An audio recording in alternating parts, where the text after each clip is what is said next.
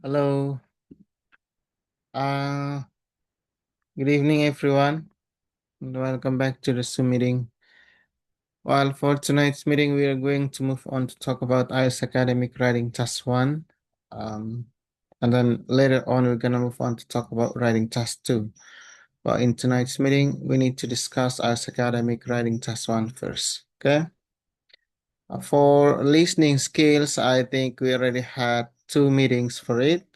So I don't think that it's really necessary for us to have the third meeting for listening skill because that's pretty much one of the receptive skills. So you can study and practice it by yourself. Let's take a look at IELTS Academic Writing Task 1. Oke, kita lihat IELTS Academic Writing Task 1 ini seperti apa.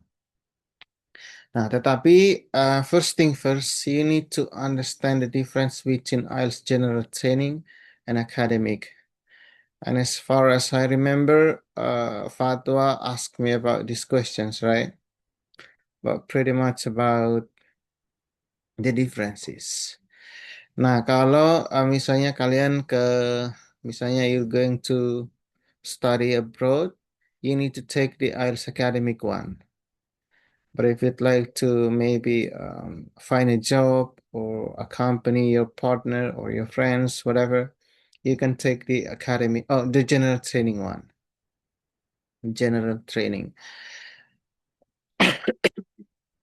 I'm gonna go into the academic version because I don't think it's really necessary to talk about IELTS writing general training version. Well, there are 4 criteria used by the examiner to assess your writing. Jadi ada 4 kriteria yang dipakai oleh si penguji untuk menilai tulisan kalian ya di dalam IELTS academic writing. Ada yang namanya task achievement. 25% cohesion and coherence, 25 vocabulary, 25 and your grammatical structure, 25. Nah, sama seperti speaking ya, saya pernah bilang bahwa di dalam speaking ya, ada beberapa assessment yang dipakai ya. Jadi tidak berarti itu speaking kalian hanya dinilai dari segi fluensinya. Ada penilaian terkait grammatical structure, oke? Ada penilaian terkait vocabulary, coherence and cohesion, ya. Nah, kalau coherence itu kaitannya dengan bagaimana ide, argumentasi ini dia apa namanya nyambung satu dengan yang lain. Nah, sedangkan cohesion itu lebih kepada fokus kepada hal-hal yang spesifik, oke? Yang kamu pakai untuk menyambungkan ide yang satu dengan yang lain. Oke, itu perbedaannya. Jadi coherence itu dia sama seperti big picture-nya, gambaran umum nih. Gambaran umum keterkaitan antara ide yang satu dengan ide yang lain, sedangkan coherence itu detailnya. Nah, itu penilaiannya 25% juga. Jadi untuk bisa dapat skor yang misalnya 6, 6,5, 7 ya. Kalau riding ini kita dapat 7 itu sudah sangat bagus ya. Karena memang dia agak challenging soalnya. Nah, task achievement ini artinya kalian menjawab pertanyaan atau tidak. Nyambung tidak jawaban dengan pertanyaan yang dikasih. Ini namanya task achievement. Kalian achieve tasknya tidak, oke? Kalian mencapai apa yang dibutuhkan atau tidak di dalam pertanyaan itu. Nah, jadi sebelum menulis, kalian harus aware, okay? Harus sadar dengan beberapa kriteria ini. Kriteria penilaian, task achievement, coherence and cohesion, vocabulary, and grammatical structure. Which is, masing-masing ini accounts for 25%. Gitu. Next, take a look at the types of the IELTS academic writing task 1.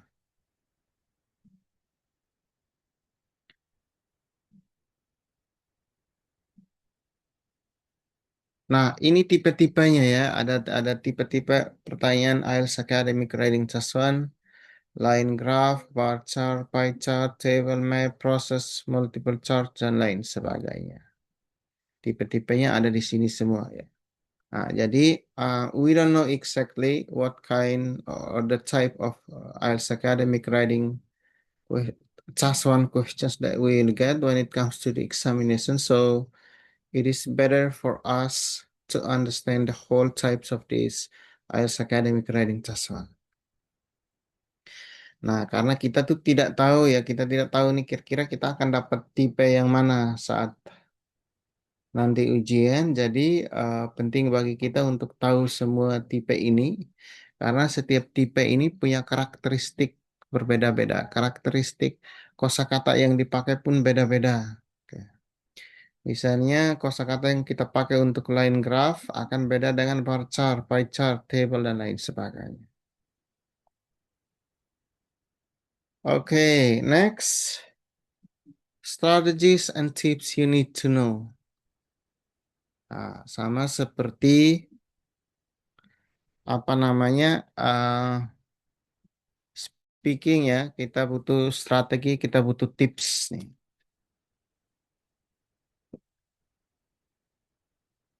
Nah, sebelum kalian menulis,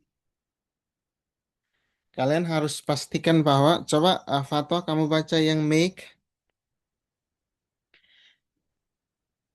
coba dibaca. Strategies and tips you need to know. Mhm. Read the task carefully and take notes. So, secondly, before you start writing your response, make sure you take a few moments to carefully read the question or task. It will help you better prepare your answer. Don't Oke, forget to stop. Java, coba don't forget to. Java, Yes. okay, read it please. Don't forget to take notes and write down ideas you think might be suitable for your answer. And then highlight the keyword in a task or question to better understand what you need to address in your response. Oke, Do stop. okay. Uh, Thank you. Hagan, Hagan, lanjut. Do a quick outline to organize your thoughts in response to each. Expand on your ideas with examples, supporting details, etc. Oke, semuanya nih, ini pertanyaan saya buat semua. Kalian paham tidak nih strategi dan tips ini? Atau bagian mana yang tidak kalian pahami, silakan ask questions.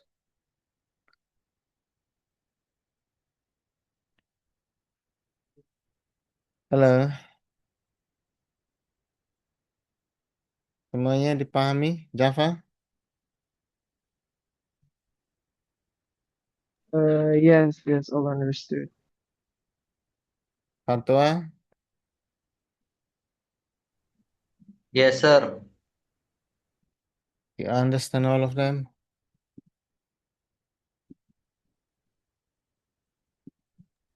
Inshallah, sir. Okay, you do. That's a good thing. Oke, nah jadi gini ya, sebelum menulis tuh kalian sebelum setelah kalian menerima questions from the committee, kalian jangan langsung menulis. Read the task carefully and take notes. Take notes ini untuk apa? Supaya nanti bisa memudahkan kalian in the middle of writing your answers. Jadi kalian tidak kehilangan arah di tengah menulis ya. Before you start writing your response, make sure you take a few moments to carefully read the questions or tasks because it's going to better help you to better prepare your answers. Nah, supaya lebih memudahkan kalian untuk prepare your answers, kalian tuh harus bisa ngambil misalnya 1 menit untuk baca pertanyaannya. Ini kaitannya dengan tadi assessment yang ini, your task response ini, task achievement, task response, task achievement ini. Karena kalau kalian salah menjawab ini, poinnya jatuh nanti. Juga take notes and write down ideas that you think it is better or suitable for your answer. Okay, highlight the keywords to better understand what you need to address in a response. Keywordsnya apa, itu perlu di-highlight. Do a quick outline, kayak clustering ide dia sebelum menulis. Expand your ideas with examples, supporting details, etc. Nah, ini untuk writing task 2 ya, expand your ideas with examples.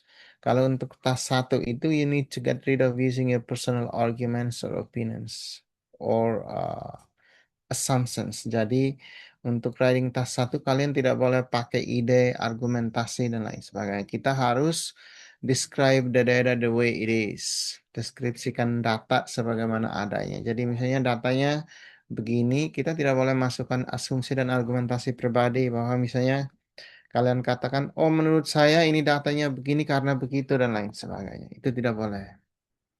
Nah, argumentasi itu, sorry saya lagi sakit jadi agak setengah mati. Nah, argumentasi kalian itu apa namanya dipakai ketika masuk ke writing task 2. Break your ideas into paragraphs. Nah, jadi kita itu untuk writing task 1 kalian diminta untuk menulis 150 kata. Lebih bagus. Tetapi tidak boleh lebih dari 200 kata. Nah, jadi ketika kalian sudah menentukan nih, ini saya mau deskripsikan data seperti ini, kalian harus tulis dalam bentuk paragraf, not in a bullet point form. Jadi tidak bisa dikasih titik 1, titik 2, atau coret ke sini, ke sana. Tulisannya harus dalam bentuk paragraf. Gitu. Dengan apa? Dengan topik sentence ya, kalimat utama yang jelas di situ sehingga nanti bisa dikembangkan. Ini untuk task 2 ya. Untuk task 1 itu nanti ada caranya ya. Dia beda cara menulisnya. Nah, untuk writing academic ya, academic writing task 1, ketika misalnya kalian diminta untuk describe a graph or chart or diagram in the questions, make sure you have these paragraphs, okay? Consist of introduction, the body paragraphs. Body paragraphsnya itu harus ada 2. Kalau untuk task 1 tuh setelah intro tuh harus ada overview. Nanti saya jelaskan setelah ini ya seperti apa dan ada contoh-contohnya juga. Lalu conclusion. Kesimpulan itu harus ada di bagian terakhir. Untuk writing task 1 itu tidak perlu ya, boleh pakai boleh tidak, tapi untuk task 2 conclusion itu penting, harus dipakai. Any questions so far?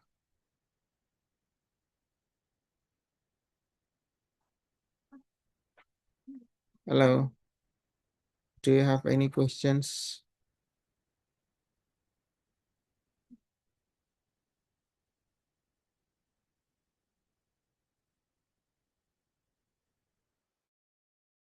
No? Okay. Keep an eye on time. Kenapa ini penting ya? Salah satu tips, kebanyakan IELTS test takers end up failing themselves because they don't pay much attention to the time limit provided by the committee. Nah, jadi penting bagi kalian untuk selalu lihat waktunya. Karena apa? Kalian akan dikasih 60 menit. Nah, 60 menit itu 40 untuk writing task 2 dan 20 untuk task 1. So, spend approximately 20 minutes on task 1 and 40 minutes on task 2. Tetapi kalian harus pastikan bahwa you leave some time at the end in order to review your answers, and while possibly you can make any necessary changes if needed. Okay, you can make any necessary changes if needed. Kalau misalnya kalian rasa wah jawaban saya ini sepertinya agak salah nih atau tidak sesuai nih, kalian bisa perbaiki.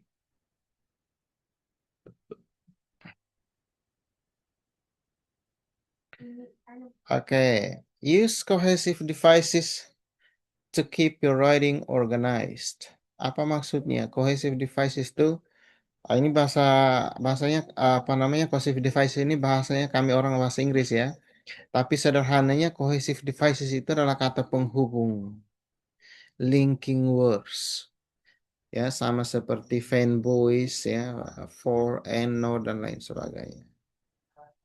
Nah, ada misalnya furthermore, however, next,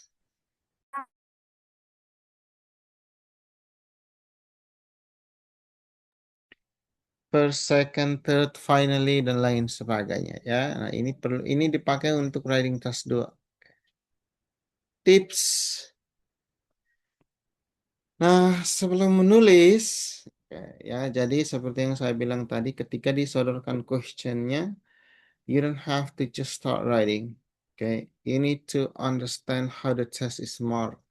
Ini kenapa? Ini penting karena if you are aware of the marking criteria, it's gonna give you exactly a better understanding of how or what is exactly the examiner looking for in your writing. Oke, jadi kalau kalian paham tentang marking kriterianya, kriteria-kriteria penilaiannya itu, kalian akan paham nih bahwa di dalam tulisan saya nih sebenarnya ada aspek-aspek, ada unsur-unsur yang dicari oleh si examinernya. So, dengan menyadari dan mengkontemplasikan berbagai kriteria yang menjadi bahan assessment yang dipakai oleh si examiner, kalian akan paham betul untuk setidaknya kalian bisa menghindari kesalahan ketika menulis. Gitu. Paraphrase the questions. Nah, ini penting nih sama seperti speaking ya. It is best to paraphrase the questions in the first paragraph. You can do this by using synonyms or changing part of speech of the words. Nah, jadi kalian bisa pakai sinonim atau mengubah kelas kata. Apa arti part of speech di sini? Part of speech, kelas kata ini misalnya kelas kata noun, kamu rubah jadi kata kerja. Misalnya communication itu kan noun ya, kata benda. Rubah jadi kata kerja, communicate. Nah, itu contohnya. Kalau sinonim ya, sinonim itu kata yang memiliki arti yang sama. Yang sama. Write the overview.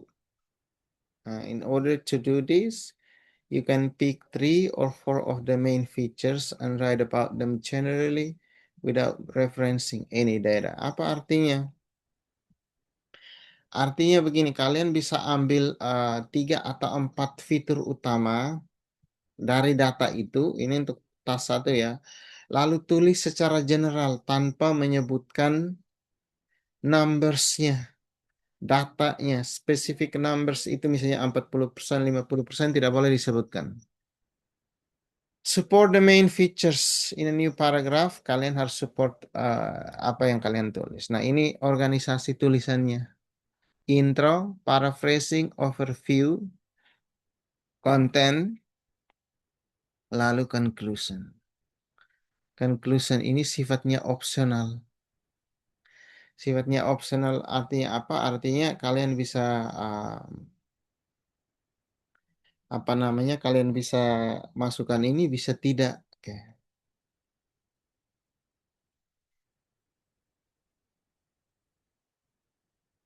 Any questions so far?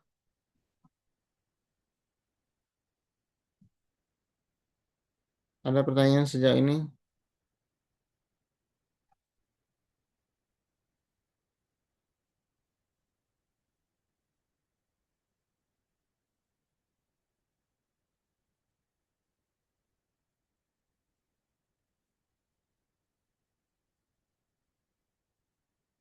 Hello.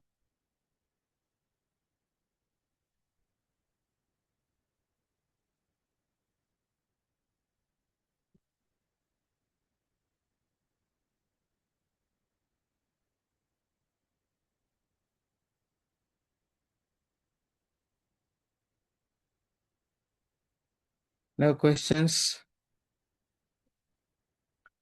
Oke, timingnya 20 minutes on writing task 1. Oke, kalian harus tulis 150 kata. Writing task 2, 40 minutes. Dan ini penilaiannya 33% ya. Jadi 67% itu untuk writing task 2. Jadi otomatis task 2 itu porsi penilaiannya presentasinya lebih besar dari task 1. Oke, questions. Kalau tidak ada kita langsung praktis ya.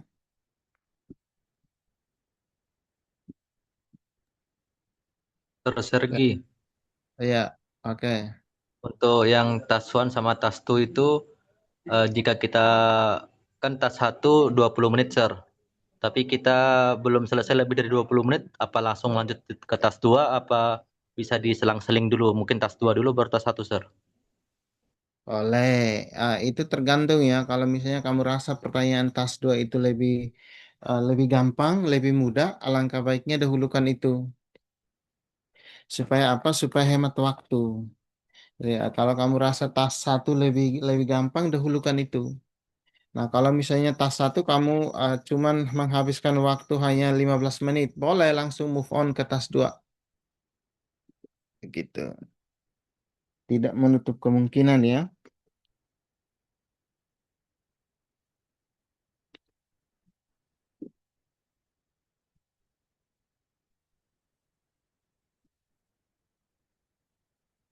Oke, let's take a look at the um,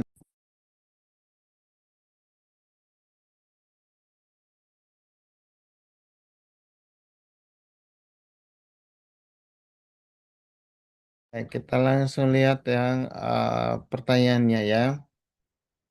Nah, ini pertanyaannya. Silahkan dibaca. Dibaca pertanyaannya ya. The pie chart compare ways of accessing the news in Canada and Australia. Lalu ini kayak ada model answernya di sini. Nah, yang awal ini intro sama overview ya. Intro yang ini namanya. Ini adalah parafrase dari pertanyaan yang di atas. Itu. Kalau ini overview-nya gitu. Oke, coba dibaca model answer ini. I'm gonna go to the toilet for a minute. Setelah saya kembali, beritahu saya ya, kira-kira apa yang kalian pahami terkait pertanyaan ini dan model answer ini.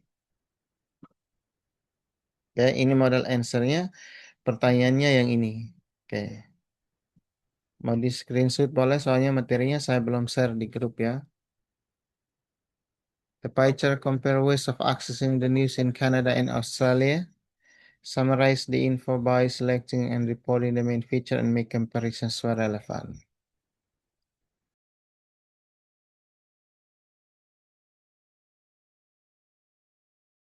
Dan ini model answer-nya ya.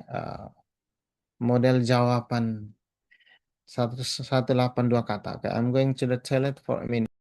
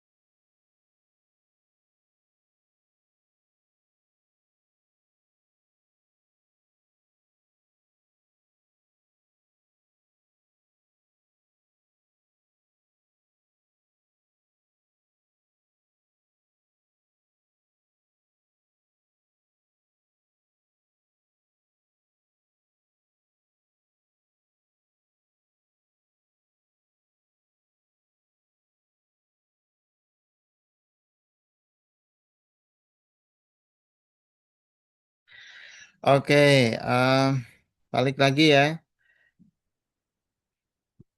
Nah, ini pertanyaannya adalah the pie chart compare ways of accessing the news in Canada and Australia. Jadi, untuk intro,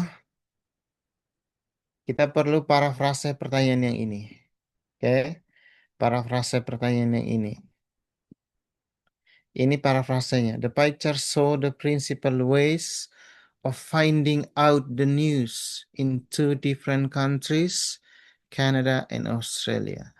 Jadi apa namanya? Untuk parafrase ini kita tidak boleh tulis sama persis seperti ini. Kita bisa bilang the provided pie chart atau the given pie chart ya. Compare kita ganti dengan kata lain gitu, yang artinya tetap sama. Jadi di sini dia bilang so, compare-nya dia ganti dengan so. Gitu. Jadi apa namanya? Setiap kata itu harus perlu diparafrase. Oke. Kenapa harus diparafrase? Karena ini ada penilaian kosakata 25%. Nah, lalu ini yang namanya general overview yang tadi saya bilang.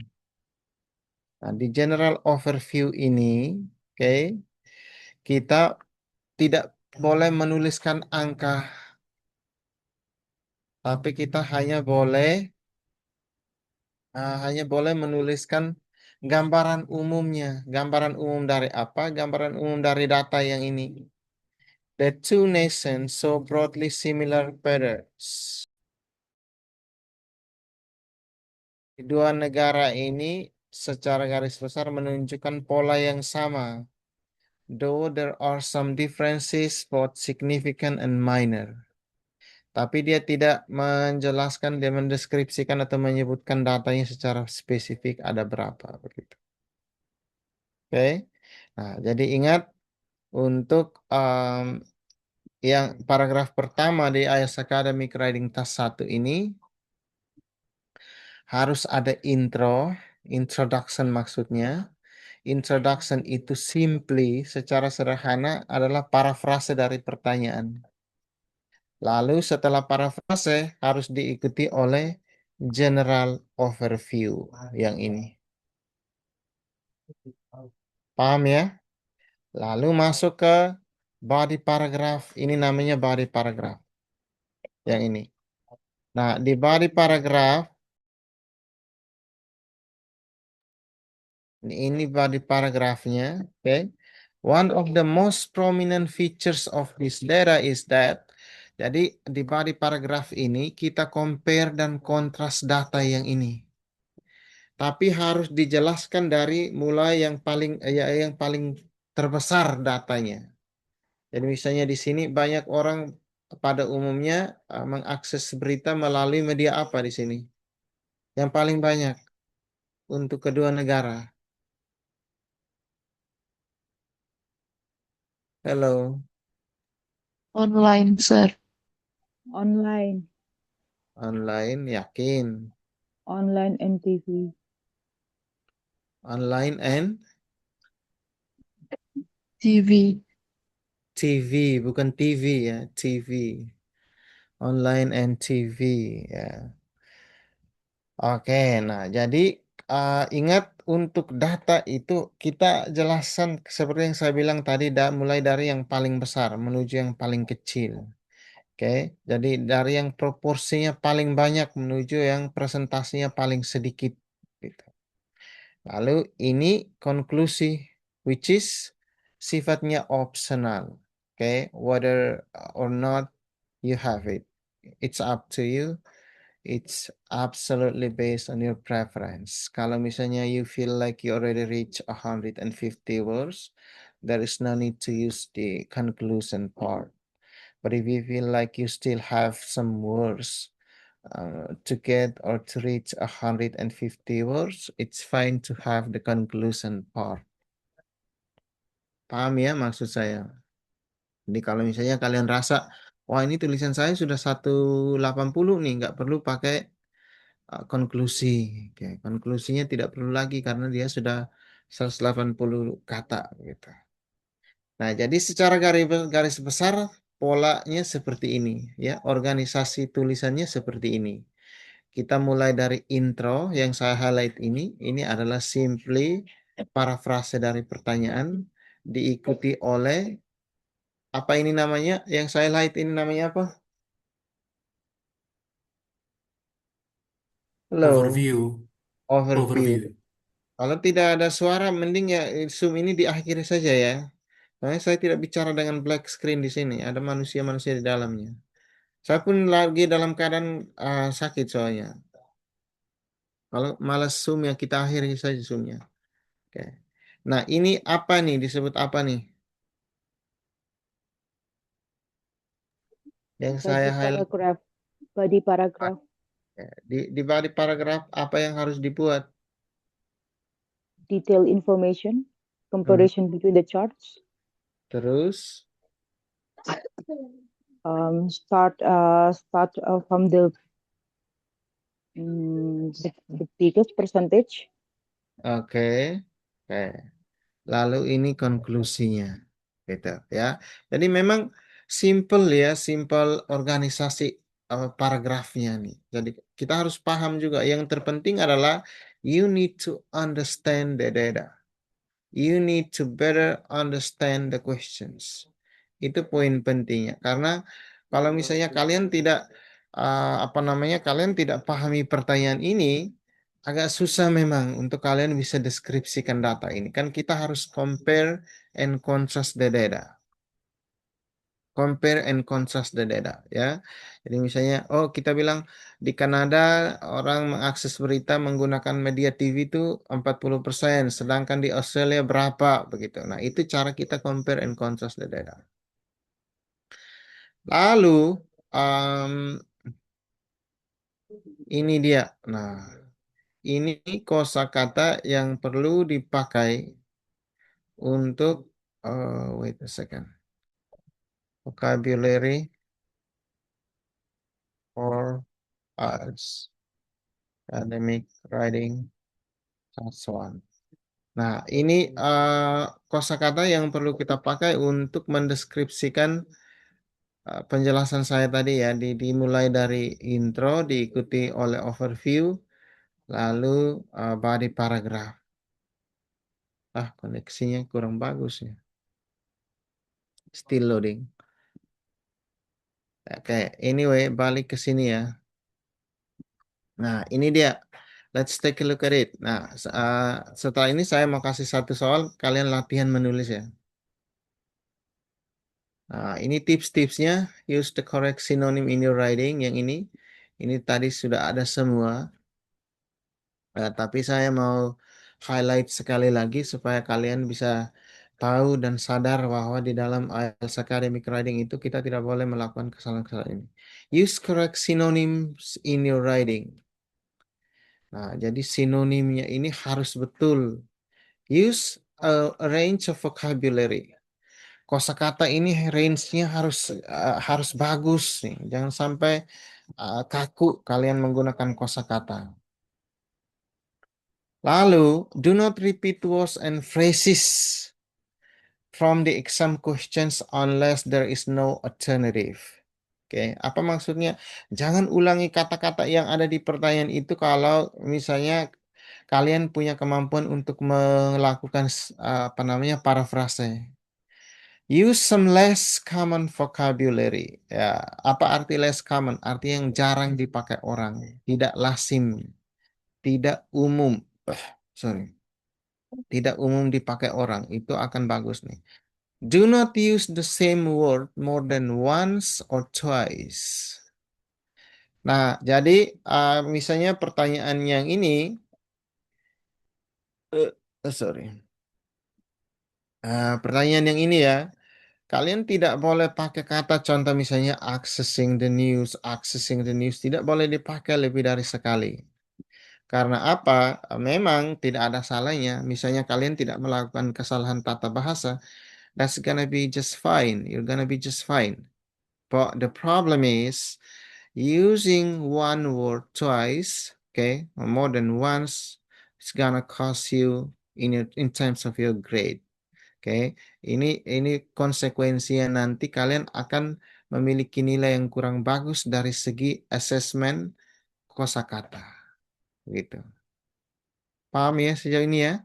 Jadi kosakata penilaian kosakata nilai kosakatanya kurang kalau kalian terlalu banyak menggunakan repetisi. Gitu ya. Use precise and accurate words in a sentence.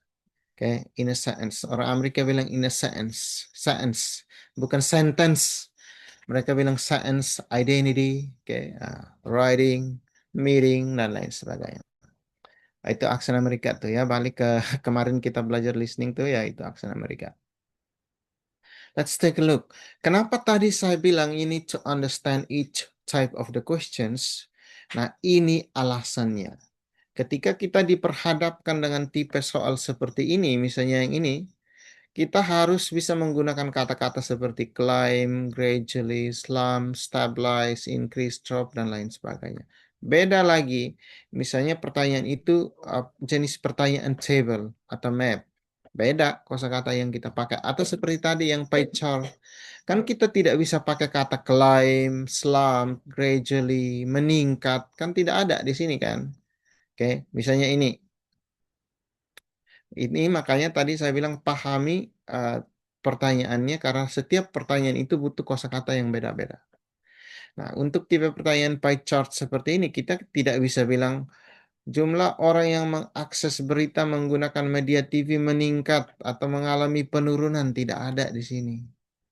Kita hanya diminta membandingkan kedua negara ini di mana orang-orang mengakses berita melalui atau menggunakan media yang berbeda dan setiap media ini memiliki presentasi yang beda-beda juga. Begitu. Oke, perhatikan baik-baik ya, soalnya writing ini agak susah ya. Bukan agak susah, memang susah. Lalu, nah ini dia vocabulary for the introduction part. Nah, ini yang tadi saya bilang kosakata untuk bagian intro. Intro nih. Nah, jadi di sini, oke, kan di intro apa yang harus kita buat di intro? Siapa yang masih ingat? Apa yang kita harus buat di intro? Paraf? Paraphrase. Paraphrase. Paraphrasing. Parafrase pertanyaannya. Oke, kita parafrase pertanyaannya. Nah, jadi ini misalnya pertanyaannya, the pie chart compare ways of accessing the news in Canada and Australia.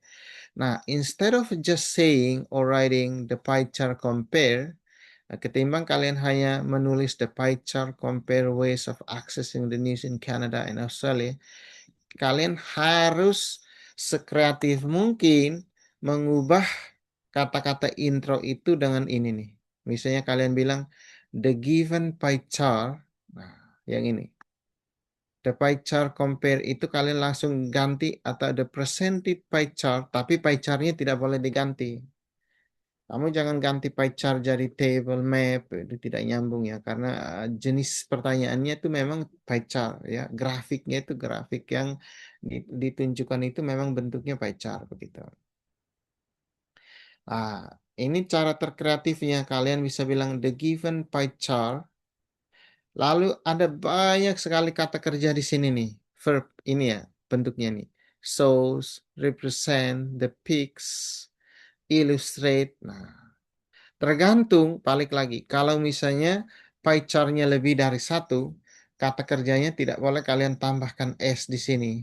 Misalnya the pie charts show.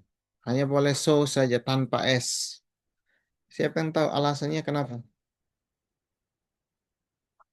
What's the reason?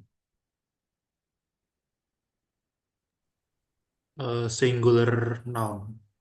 Iya, singular noun. Ya, uh, kalau apa namanya kita tambahkan s itu singular noun, tidak tambah berarti dia jamak ya. They show begitu. Nah, itu di dalam rumus simple present tense memang seperti itu ya. Oke, it shows, they show. Oke, begitu. Perhatikan itu karena banyak sekali yang dia intro saja dia sudah lakukan kesalahan.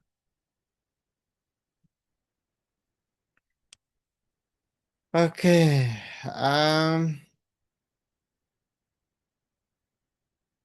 Oke, ya itu ya. Oke, untuk intro seperti itu. Lalu masuk ke general overview. Ya, overview seperti yang saya bilang tadi. Nah, ini general statement atau general overview. Tunggu saya kasih apa ini di Zoom ya. Ada di chat, coba kalian buka. Oke, masing-masing buka ya. Ada di chat itu linknya.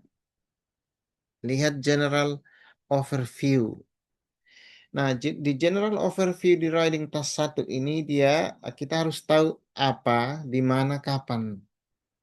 Maksudnya apa, datanya ini tentang apa, di mana, oke, kapan data itu terjadi. Oke. Misalnya kayak tadi orang mengakses berita, ada tidak tahunnya. Oke. Ini kaitannya dengan when. Oke.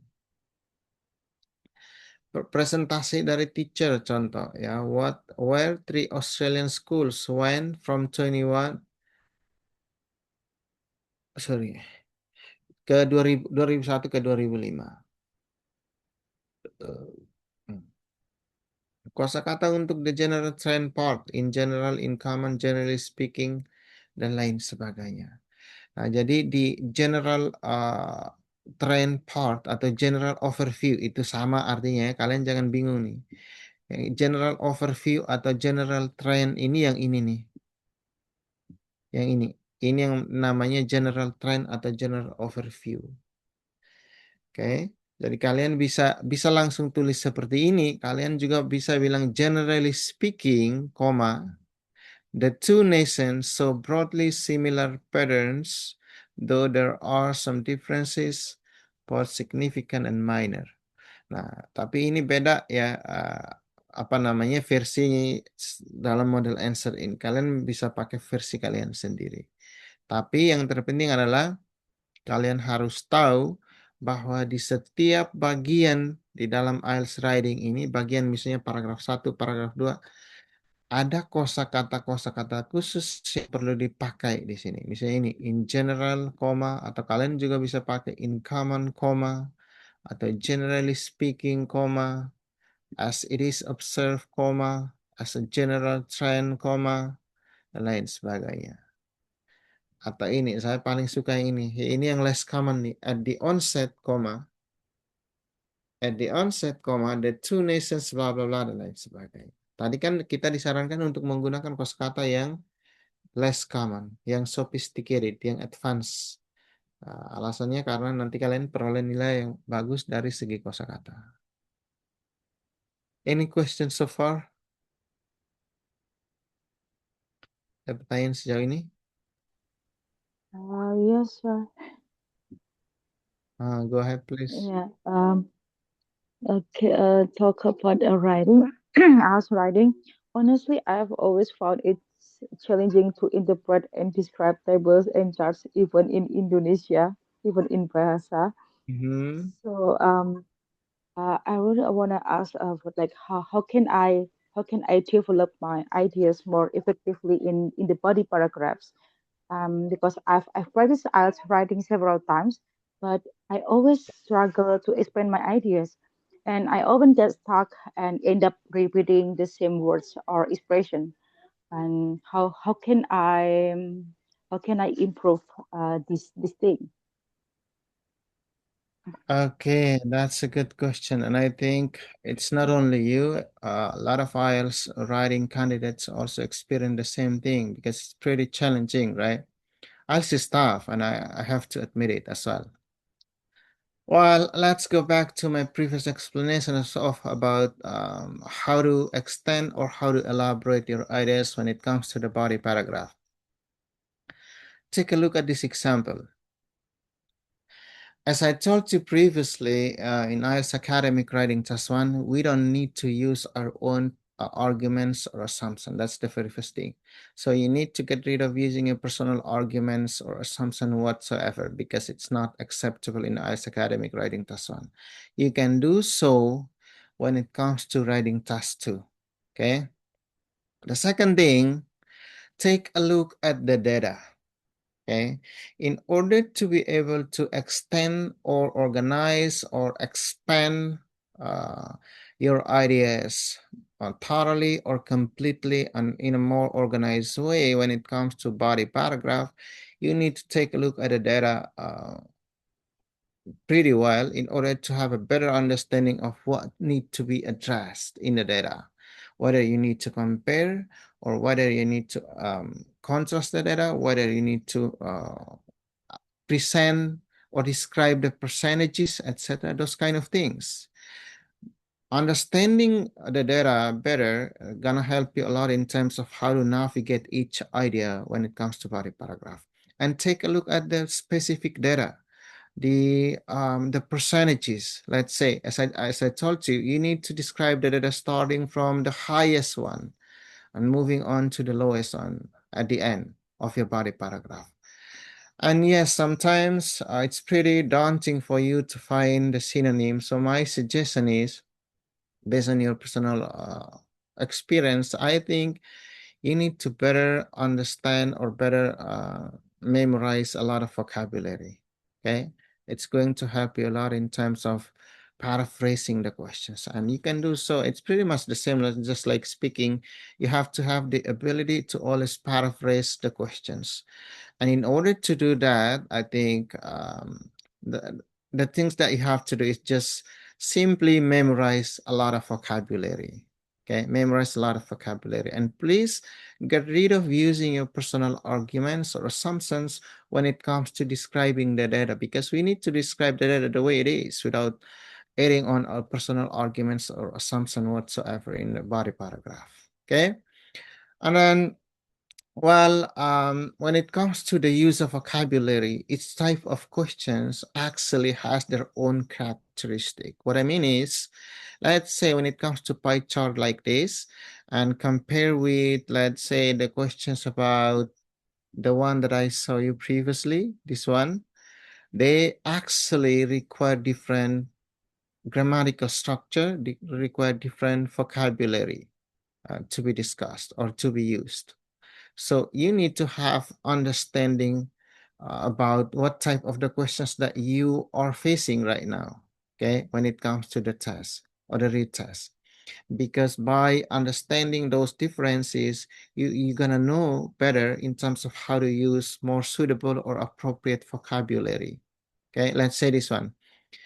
Um, and the last thing is, I think you need to understand about the whole organizations of the writing, starting from the introduction, followed by the overview. Let's say I'm talking about writing task one, okay? And then moving on to the body paragraph, and the last one is the conclusion. Okay. In introduction part, what you have to do is you need to simply paraphrase the question. I say it again. You need to simply paraphrase the question, and then followed by the general overview or general trend, which is pretty much you need to take a look at the data in a more general way without delving further into the details of the percentages. You don't have to mention the percentages when it comes to the general trend part, because you need to just describe the data in a more general way, in a more general picture, okay, without delving further into the details of the data. And then when it comes to, or moving on to the body paragraph, you can compare and contrast the data. And of course, you can add some new vocabulary, but you have to make sure that you understand those new vocabulary and its meaning as well, so that you don't make mistakes whenever you use those vocabulary. Okay, let's say, take a look at this one. One of the most prominent features of this data is that, okay, this sentence is pretty much, it's not your own ideas, but you use, let's say, this one, prominent features. If you don't understand the meaning of prominent features, it's gonna be a little bit, it's gonna be problematic for you. Okay, that is why, even though you already suggested to get rid of using your personal arguments or assumption, you need to know about some suitable of related vocabulary that you need to use in order to talk about or to describe about the data when it comes to body paragraph. And I think that's it. Do you see my explanation? Do you understand what I mean? Hello. Yeah, yes, sir. Yeah, I'll try more and more. And I noticed in that chart, and no, no, and in the body paragraph of that pie chart, I Mm-hmm. noticed three times, twice, but even though it didn't actually mean exactly three times twice, because Mm-hmm. for example, 2% compared to 7%. So actually, it didn't actually mean three times what, because two them from two is six actually, but it's compared in the left chart is 7%. So is that okay? Yeah, it is. Okay. When you see the lower percentages, the numbers like this, you can just use words. Okay, let me show you this. Instead of using numbers over and over again, you can use pretty much, let me show you this. Hold on a second, please.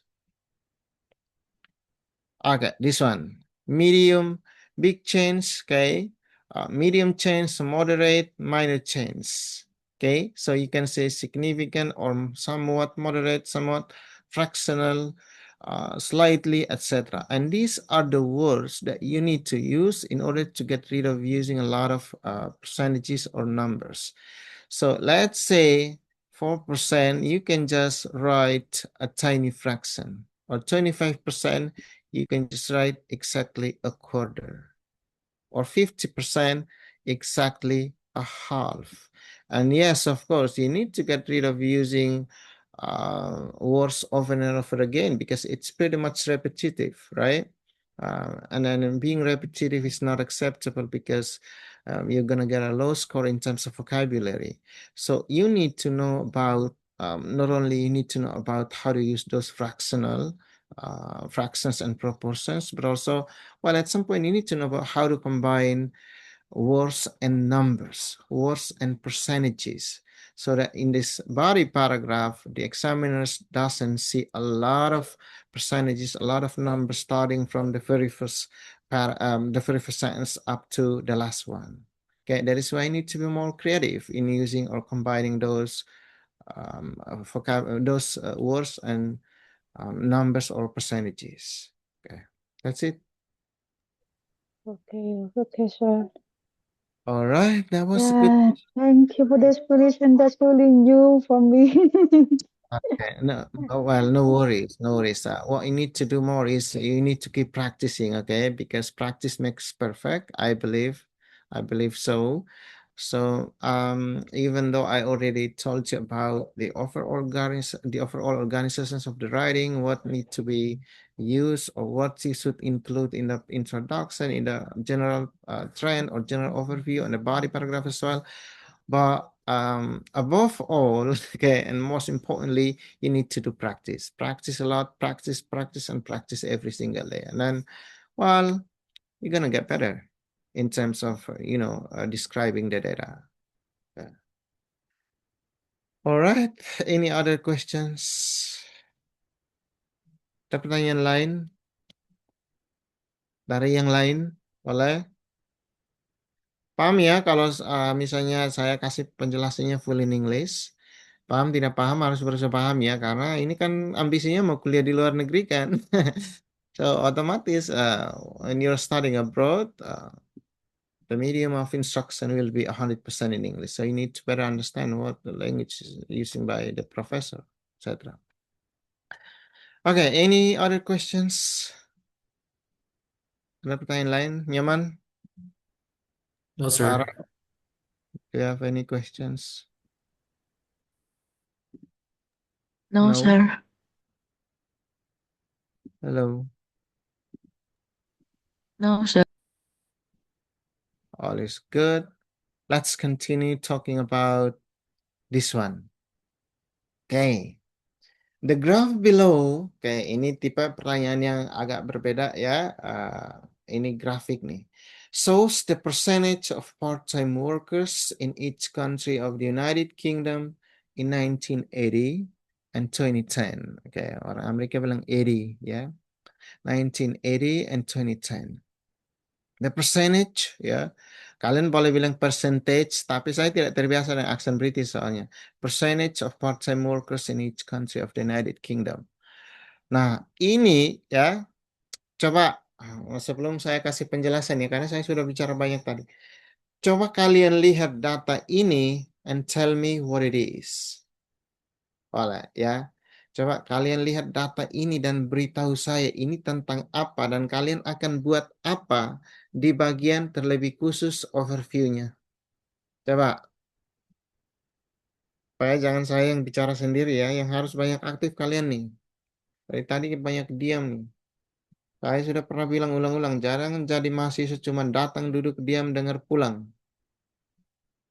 Itu ya, biasanya saya bilang mahasiswa saya ya, jangan hanya datang, duduk, diam, dengar, pulang. Berpikir, kreatif, inovatif. Gitu. Oke, siapa bisa beritahu saya nih, kira-kira kamu akan tulis apa di overview? Atau dari data ini, kesimpulan apa yang bisa dapat kamu tarik nih? This is sorry sir, I wanted to answer. This is comparing about worker part time Mhm, in every countries, England, Netherlands, Ireland, Scotland, and Wales. Maybe. mhm. Specifically, what do you see here? Specifically. Itu bagus. Itu gambaran umumnya ya. Ini tentang perbedaan presentasi pekerja paruh waktu di 4 negara yang berbeda nih di Inggris. Specifically, what do you see here? Atau kalian akan mengcompare dan kontras apa di sini? Negara mana dengan negara mana dan bagaimana? Yeah, to comparing about Well, Mhm, the worker part time in every countries. For percentage at the years 1998 and 2010. Yeah, mhm. 20, yeah. Oke, belum. Coba yang lain. Mr. Sergey, I would like to answer this. Go ahead, please. Okay, so we have several factors, which is we are talking about the percentage of part-time workers in United Kingdom, and our factor is 4 countries, and also the years. So Uh-huh. according to this, on the data we can see if we are compared between Wales and England, in both country have the highest part-time workers, but in between them the Wales have the more highest workers in both years, and then Scotland and also Northern Ireland have the lowest one, but the Ireland the Northern Ireland have the comparison between 1890 with the Scotland. Uh, how can I answer? I'm sorry, my English is. I will try to answer. It's fine. Go ahead, please. I understand you. You're understandable. Go ahead, please. Hello. You are understandable. Please, go ahead, please. Are you still there? Yang bicara nih masih ada di situ?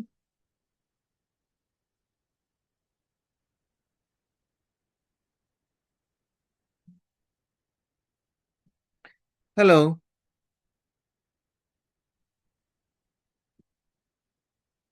No, oh, maybe the connection. Oke. Coba yang lain. Selain yang bicara tadi, coba yang lain. Boleh kalau if you feel like it's pretty difficult for you to speak in English, you can use bahasa. Although I suggest you to use English, it's better. Ya lebih bagus pakai bahasa Inggris ya, walaupun jatuh bangun santai. Kita kan sedang belajar nih. Gimana nih mau kuliahnya di luar negeri, di Amerika, Inggris, Australia, tapi nggak bisa bahasa Inggris? Wah, runyamnya. Oke, santai. Ayo, come on. Bicaranya mau salah tata bahasanya tidak apa-apa. Seperti yang bicara tadi itu tata bahasanya banyak yang salah. It's fine.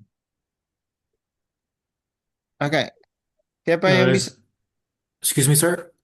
Is this Uh-huh. just answering strictly for the first paragraph? Yes. Or okay. Can I try? Mm-hmm. You're audible. Go ahead, please. All right.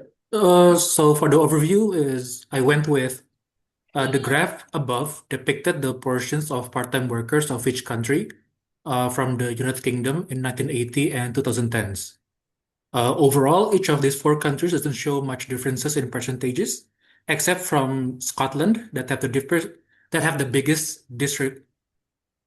discrepancy, the biggest Okay. difference in gap. Sorry, Okay. Discrepancy. Okay. discrepancy. Right. Okay. Discrepancy. Okay. Wow. Good overview. That's what I need. Okay. Good job. Discrepancy. All All right, right. thank you, sir. Okay. Nicely done. That was a good idea. Okay. Well, everybody, go ahead, please, and write the introduction part. What I need is just the introduction, and then later on, you can move on to write about the overview. But the very first thing is I need you to write about the introduction part. Put it in the chat box so I can see whether you make mistakes or not. And pay attention to your grammatical structure as well, okay? Ayo, silakan tuliskan intronya saja. Saya butuh intro ya. Siapa yang masih ingat penjelasan saya terkait intro tadi? Apa yang harus dibuat? Parafrase pertanyaan. Tidak boleh misalnya di sini tahunnya 1980 2010, kalian tidak boleh ganti tahunnya. Kalau di sini graf, jangan ganti grafnya. Tetapi yang perlu diparafrase adalah kata kerjanya dan lain sebagainya. Oke, go ahead please. Buka link yang saya share tadi di chat. Karena di dalam link itu penjelasannya so complete, so thorough, lengkap semuanya ada di situ terkait bagaimana kalian harus memulai menulis.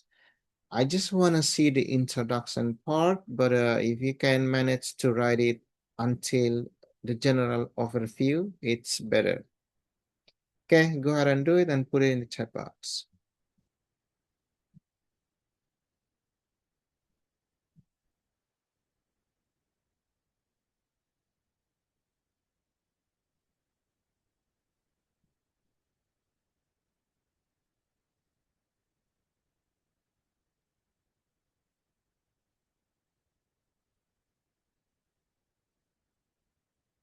Ya, intro ya. Yang ini nih, yang harus kalian parafrase yang ini. Ini yang saya highlight yang ini.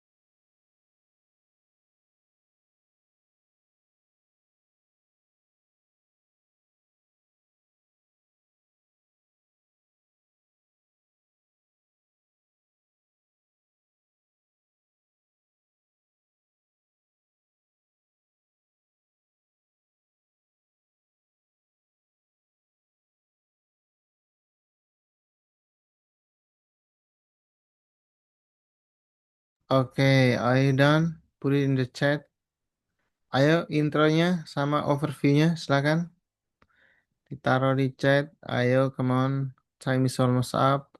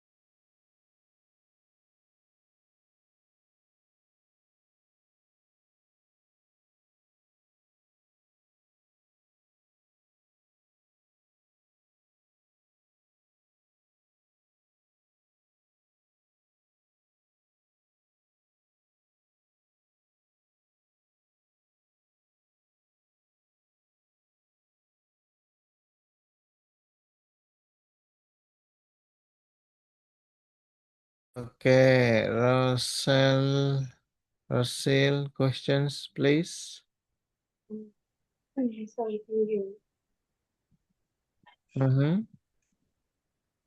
I have a question. So, if I get a data like that, would it be acceptable to focus on the highest and the lowest and describe them? Like, so I'm going to focus only on those two data while I'm still like exploiting the other data points because I thought the analysis would appear more convincing if we compare the majority against the minority. I'm sorry, I didn't hear your voice clearly. Can you hear me now? Yang lain kalian bisa dengar dia dengan jelas Hello? tidak? Kayaknya di saya kurang jelas soalnya. Sir. Can you hear Me neither. Oh, Sir, oh. can you hear me now? I didn't hear your voice clearly. I'm sorry. Can you type it in the chat box?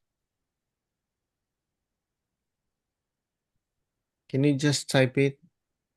And while 15 students here, please go ahead and type your answer in the chat box.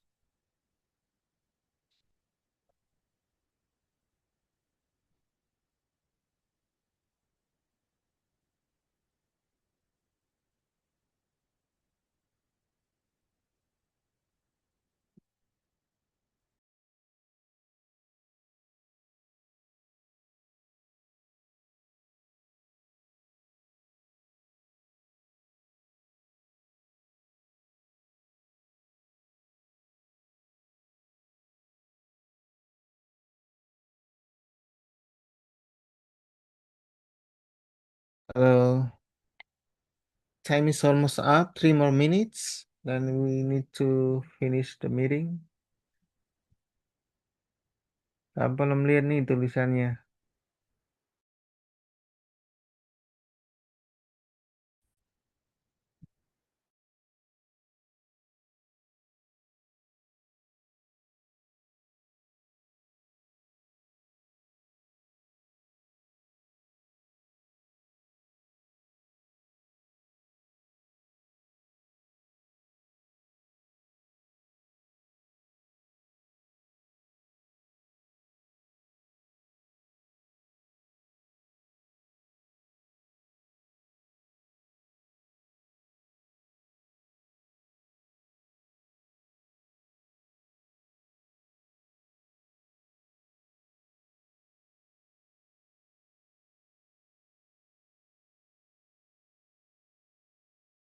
Halo. Tidak ada nih yang nulis.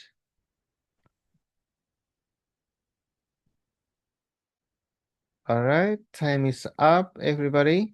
Mr. Sagi, I'm sorry.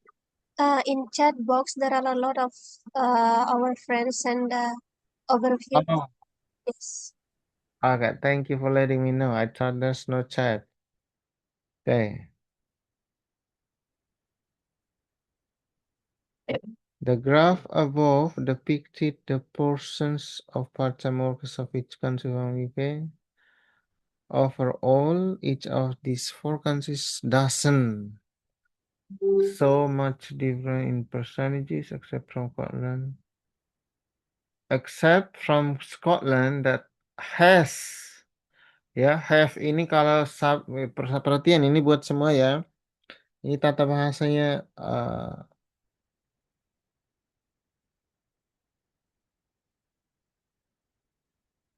tata bahasanya salah nih. Karena Scotland ini kan kata gantinya kan it has the biggest discrepancy.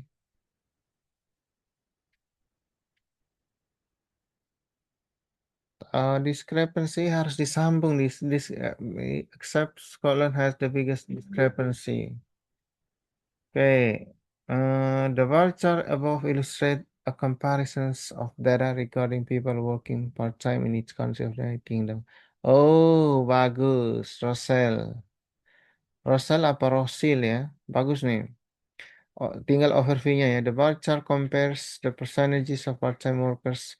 Ah, ini tadi saya bilang Lala, part-time workers-nya diparafrase nih. Kenapa kamu tulis kembali sama persis nih? In the four countries of the United Kingdom. Okay, the bar chart illustrates the proportion of citizens employed on a part-time basis. Oh, bagus nih, Farah Queen. Throughout four distinct nations of the United Kingdom for the years. Oh, bagus. Okay. Intronya bagus nih, ya. The line graph provides information. Tidak ada yang pakai versi yang tadi saya bilang tuh, the provided line graph. Itu di chat tadi, buka itu. Provides information about the proportion of people working as a part-time employee. Salah. Hagan. People working as part-time. Ya, people as ini nih. Proportion of people working part-time itu saja, jangan as a. Itu kan untuk satu kan. Employee kalau untuk tunggal harus employees, ada S-nya. Perhatian ini buat semua ya, tata bahasa kalian berantakan nih soalnya. In four nations of the United Kingdom from blah blah blah. Overall, England, Scotland, and Wales exhibit an upward movement over the period of 30 years. While not an Ireland and such like. Oh, overview-nya bagus nih Hagan. Overview-nya bagus. Ada masalah tata bahasa di intro tuh. The voucher is gift. Oh, ini salah Ikra. Tidak bisa is gift. The voucher gives. Taruh S-nya di kata give, bukan is give. Ini bahasa Inggris versi pasar nih, ini betul.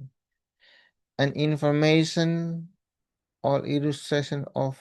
Kenapa information garing illustration? Cukup pilih satu. Regarding people who working. Salah. Regarding people who work part-time. People who working. Salah nih. If I get a graph, would it be ini pertanyaannya. If I get a graphic, would it be acceptable to focus on the highest and lowest and describe them focusing only to those two while still incorporating the other data points? Because I feel the analysis will appear more robust and convincing if you compare the majority against the minority. Okay. The bar chart describe an illustration about the percentage of part-time workers in four countries. Bukan four country. Country itu satu tuh. Countries nih ini. Negaranya ada lebih dari satu nih. Oke, ini pertanyaannya. If I get a graphic, would it be acceptable to focus on the highest and the lowest and describe them, focusing only on those two? Ini saya tanya lagi nih. Ini maksudnya untuk yang overview apa paragraf nih? Rosel nih pertanyaannya. While still incorporating the other data points. Oke, kalau maksud kamu hanya untuk overview, ya, general trend, memang harus fokus untuk membandingkan. Misalnya ini kita harus bandingkan England dan Wales, bandingkan dengan Northern Ireland dengan Scotland. Tetapi kalau misalnya itu sudah masuk ke body paragraph, semua data itu harus di-compare and di-contrast tanpa terkecuali. Ya, walaupun data yang minor sekalipun, ya, atau yang major sekalipun, harus semuanya itu jadi bahan untuk kita deskripsikan, kita compare, kita kontraskan. Apa yang perlu kita compare kan? Misalnya contoh seperti ini. The percentage of part-time workers in each country. Kita compare bahwa di tahun 1980 di negara misalnya England, jumlah pekerja paruh waktu mencapai berapa persen? Oke, 1980 jumlah pekerja paruh waktu di England berkisar 25%. Nah, pada saat yang sama, tahun 1980 di Wales, jumlah pekerja paruh waktu jauh lebih meningkat, ya. Kira-kira berjumlah 32%. Yang ini nih, yang ujung ini nih. Nah, itu maksudnya. Nah, lalu jangan lupa yang ini juga kita compare, kita kontras. Nah, sampai semuanya habis dari yang paling besar menuju yang paling terkecil. Oke. Nah, memang betul ya, apa namanya, deskripsi kita itu akan lebih robust, ya, akan lebih padat kalau kita membandingkan yang majority and the minority. Itu juga it's fine. Nah, let's take a look at the model answer ya. Kita lihat model answer ini. Nah, ini, okay. In 1980, 25% of people in England work part-time. The only country with a greater percentage of part-time workers was Wales, with around 30 working part-time, blah, blah, blah. Both countries saw an increase. Nah, jadi gini, seperti yang tadi saya bilang kan, kita tuh harus deskripsikan dulu dari presentasi yang paling besar nih, menuju yang paling terkecil. Boleh juga sih, boleh. Misalnya kamu mau bandingkan antara yang majority with minority, it's acceptable as well. Oke, tetapi harus nanti balik lagi harus ikut flow-nya, harus ikut jalurnya. Bagaimana nanti kita deskripsikan, kita membandingkan dari presentasi yang besar dan pada akhirnya harus menuju yang paling kecil seperti ini nih. Nih. Ya, seperti contoh nih, yang it had only around 15%. Begitu. Oke, pertanyaannya bagus. Anyway, 3 more minutes. Any questions? Kalau tidak ada, thank you for joining tonight's meeting. Hopefully there are some key takeaways that you can take with you from this meeting. If you get confused, you can rewatch the recording or pretty much review the materials discussed tonight in this meeting. Kalau misalnya kalian masih bingung, bisa review kembali recordingnya atau lihat kembali ya. Ada link yang sudah saya kirim tadi. Bagaimana menulis intro, bagaimana memparafrase pertanyaan. Balik lagi, modalnya adalah untuk writing dengan speaking. Kalian tuh memang, modalnya kalian harus menguasai banyak kosakata. Kalau tidak, nanti ketika misalnya diperhadapkan dengan pertanyaan seperti ini, you're gonna get confused. Kalian akan bingung nih kira-kira kalian harus parafrase pertanyaan ini dengan menggunakan kata apa gitu. Alright, any questions before I finish? I stop the meeting. No. Mr. Sergey, I have no question, but might we have this link, the one that you show in monitor right now, on the screen right now? Okay, yeah, it's all in the PPT. Thank you, Mr. Sergey. Okay, thank you. Any concern, issues, questions? No? Okay, if no, thank you for joining tonight's meeting. Hopefully there are a lot of things that you can take away with you. Jangan hanya datang duduk diam dengar pulang, tapi ada sesuatu yang bisa kalian bawa pulang ya dari kelas malam ini tentang bagaimana kita harus menulis di writing task 1. Ingat semua tipsnya, ya, strateginya seperti apa, ingat assessmentnya, karena ini jadi fondasi dan basis bagi kalian sebelum menulis. Ingat jangan langsung menulis ketika disodorkan pertanyaan, tetapi take a few moments, untuk highlight the keywords. Pikirkan tentang idenya.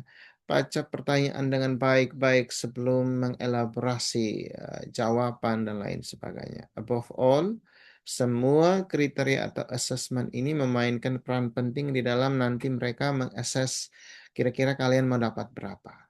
Perhatikan task achievement, cohesion and coherence ya. Cohesion and coherence ini kaitannya dengan kira-kira ide utama kalian ini dikasih ide pendukung tidak, nyambung tidak, dia connected tidak antara satu ide, satu paragraf dengan paragraf yang lain, transisinya smooth tidak. Lalu kosakata 25%. Dan yang terakhir adalah grammatical structure. Contoh seperti yang tadi saya lihat tulisan kalian tuh kalimat awal saja ada yang tata bahasanya salah. Itu harus jadi bahan atensi lebih supaya kalian sadar bahwa kalau misalnya saya melakukan banyak sekali kesalahan tata bahasa sekalipun kosakatanya sophisticated atau less common vocabulary, kohesi dan koherensinya bagus, task achievement-nya bagus, tetapi kalau terlalu banyak kesalahan grammatical structure, it's gonna cost you a lot. Itu akan sangat merugikan sekali terkait penilaian grammatical structure. So, keempat kriteria ini harus bisa jadi bahan atensi dan permenungan sebelum kalian melakukan menjawab pertanyaan yang disodorkan. Lalu tipe-tipe pertanyaan IELTS Writing Task 1 ini beda-beda. Dan untuk itu kita juga perlu membutuhkan kosakata yang berbeda-beda untuk mendeskripsikan setiap pertanyaan yang ada. Kita baru bahas 2 malam ini dan masih ada banyak lagi yang perlu dibahas. Strateginya, dan hal-hal lain yang sekiranya sudah saya jelaskan tadi. Alright, that's it. Thank you everybody. If you have no more questions, I pretty much assume that everything is clear for the time being. So I'm gonna see you next week. Thank you and have a good night and have a nice weekend for all of you as well. Okay? Thank you and bye for now. Thank you, sir. Yeah. Thank you, sir. Sir.